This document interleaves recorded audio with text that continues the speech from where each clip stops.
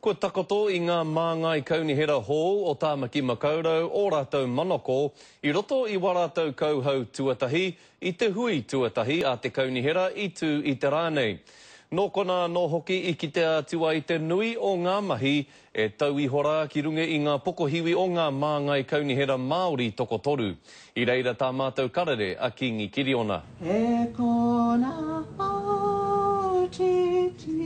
Kai waiata mai, Pākehā mai, rangatahi mai, I nā te whānui o ngā reo me ngā pūkenga kei ēnei kai kaunihera hou o Tāmaki Makaurau. I recognise our council is made up of individuals who come from all sorts of different backgrounds, but I'm reaching out to every single one of them and I want them all to be leaders.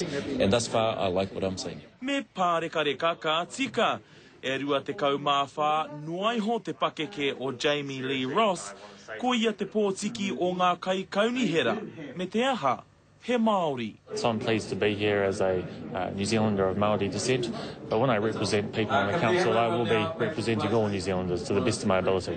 Mā Jamie hei whakahaere ngā kirimana katoa a te kaunihera ki ngā kamupene o waho. He mahi nui, pērā ki tā ao Filipina. Kei raro I ia te poari Māori o te kaunihera.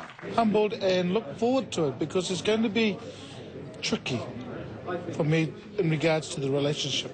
Ko Des Morrison te Māori tuatoru o te rōpū nei, kei ia te mahi ua ki te whakakao I ngā ture katoa a ngā kaunihera o mua. I'm here to really participate and run the ruler over all of the projects, and so yes, I will be looking at it from an affordability perspective. She hears the corks pop in the Eden Park boxes and she yells out, "What's in it? What's in it for me?" He nui ngā reo, he nui hoki ngā whakaaro.